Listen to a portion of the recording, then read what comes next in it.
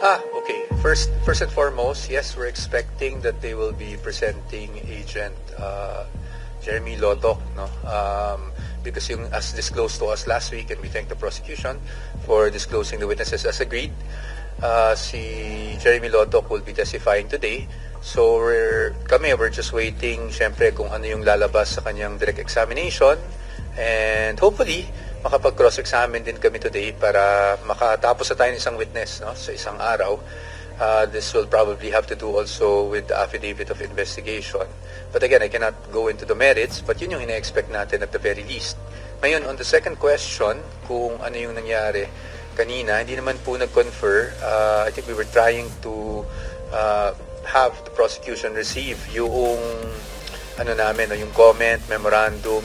If you remember, last week, na take up yung requests for issuance of subpoena to Duces Tecum for certain documents, yung bank documents, AMLAC records, and also yung BIR records. So we were given by the impeachment court until today. Today is the deadline to file our comment and memorandum, I think both parties. So in preparation also for the oral arguments on Wednesday.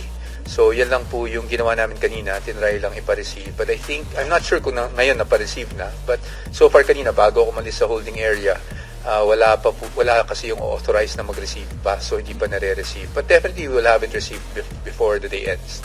So, gano'n ka-importante yun na ma-receive po ng prosecution, yung pinapa-receive na dokumento? Oo, kasi ano lang naman yan, fair play lang yan, no, na kung ano yung pina-file natin sa Supreme Court, tuloy sa impeachment court, dapat po may kopya rin naman yung ating opposing in interest of fairness. So, nasa rules naman po yan. At yan po yung pinagawa natin. After ma-receive nila, we will now file it, no, before the impeachment court. Sir, dumating daw po si Atty. Eka dito today. May subpoena pa sa kanya ngayong araw? Ay, hindi ko alam na dumating si Attorney Laika today. Sorry, I'm really not from OVP anymore. So, hindi ako privy sa mga activities ng OVP personnel or officials. What is expected talaga is tomorrow, I think, no? At least from the disclosure that was given, today would be Agent Lotok, tomorrow would be Yusek Lopez, and I think on Wednesday will be si Miss Bello. Sir, may we know, ano na yung magiging strategy ng defense team ngayon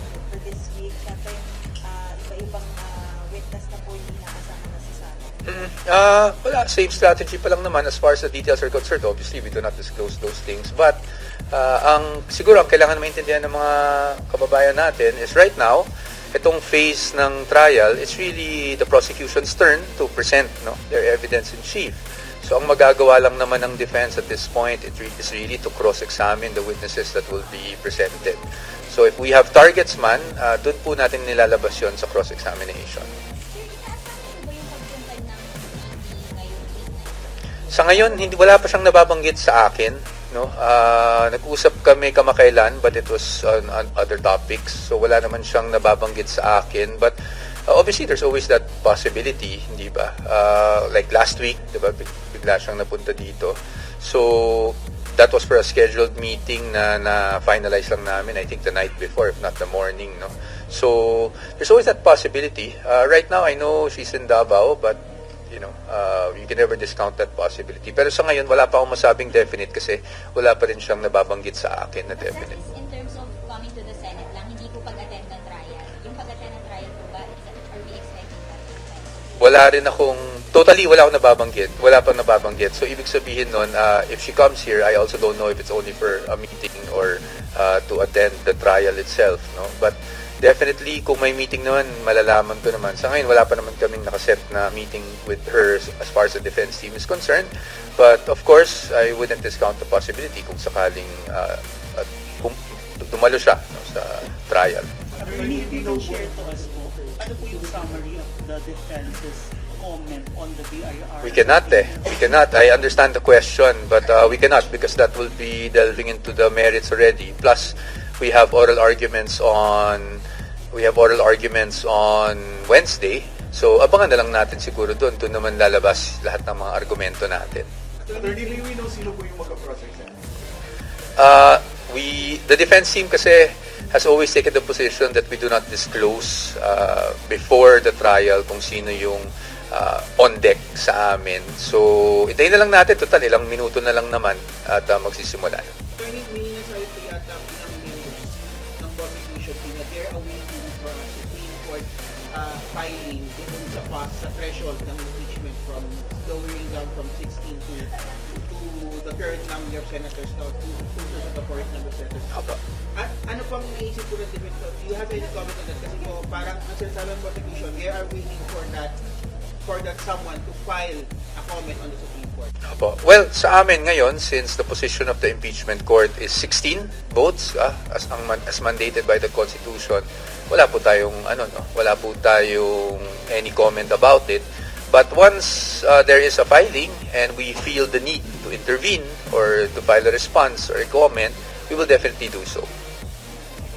Attorney, may mga nabanggit si Attorney Bantog, ang purport natin, Apo. replacement po din sa mga papasok na refrigerator, catering, meron ba talagang ganun na dinala ngayong araw na to or dami na kayo may catering? Ngayong araw, walang refrigerator akong nakita. I don't know kung talagang kung kailan ipapasok, kung meron man. To be very, very candid with all of you, since I'm no longer with OBP and I haven't been for almost 2 years now, hindi ko kasi alam yung nangyari na meeting. Kumbaga hindi ako privy sa naging pag-uusap nila ni Secretary Bantog. Although, nabasa ko naman sa news and of course, to prepare for interviews, nagtanong rin ako sa staff ng OBP. I did not communicate with Yusek Lopez directly because mahirap we're very mindful of the fact that she will be a witness this week. So, ayoko mapag-isipan ng kung ano. So, what I did was I spoke to the staff just to find out ano ba yung napag-usapan. But basically, yun din po yung nabanggit ni Secretary Bantog about food dito.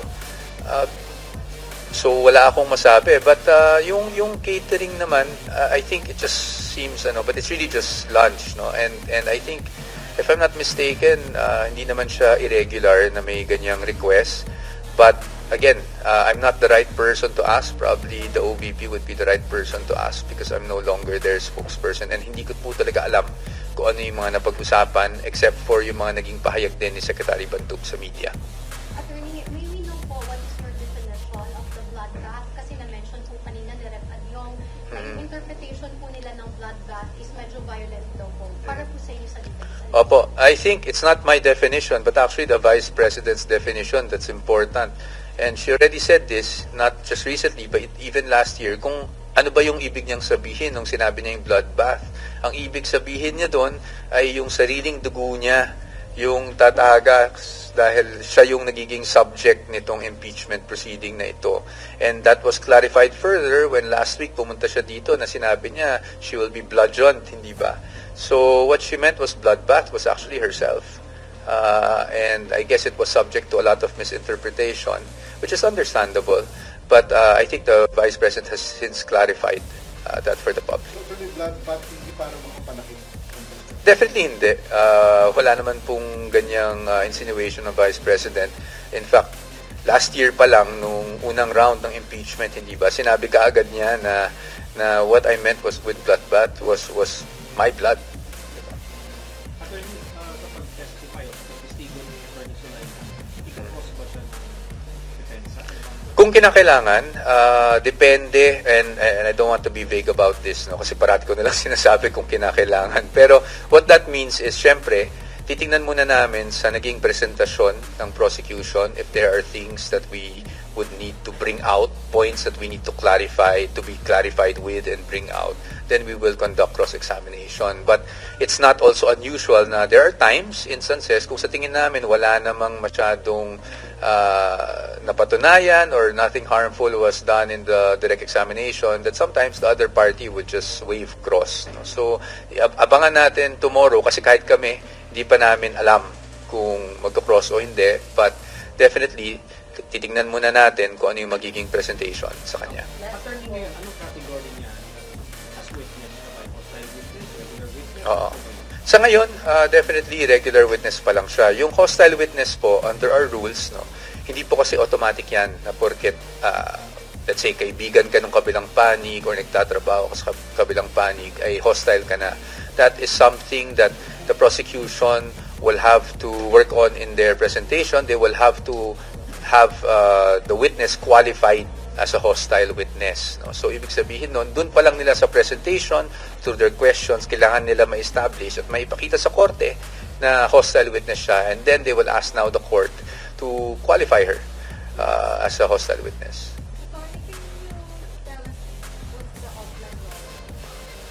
Oplan Romanov, again, I don't want to venture into the merits, so I'll just give you what was factual, what we saw in the video. No, in the video, Oplan Romanov was being referred to as alleged, and I would say alleged because I want to be very careful about this kasi wala naman akong personal knowledge dyan. It's the alleged threat against the life of the Vice President as well as her family. No?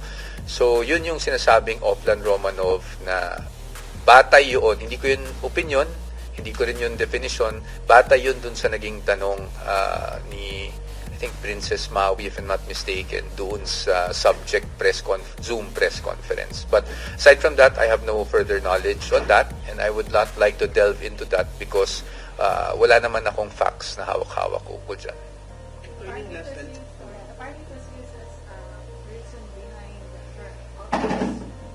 No, I think the reasons behind the utterances is something that we will have to show later on when the defense presents its evidence in chief. But hindi naman yan singular, no. That's why not one, like last week may nagsasabi, does this justify this and all of those things. Hindi yan ganun kasimple, no? So I'm sorry if I'm being cryptic, but it's something that the defense will have to show not through the media but through the court proceedings when it's our turn to present our evidence in chief.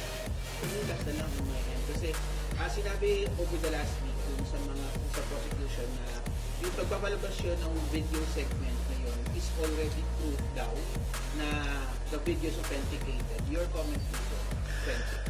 Sa amin, hayaan na lang natin yung impeachment court, sila ang mag-decide kung na-authenticate or hindi. Kasi once we start commenting on the media, again, that is delving into the merits, that is trying to sway public opinion one way or the other.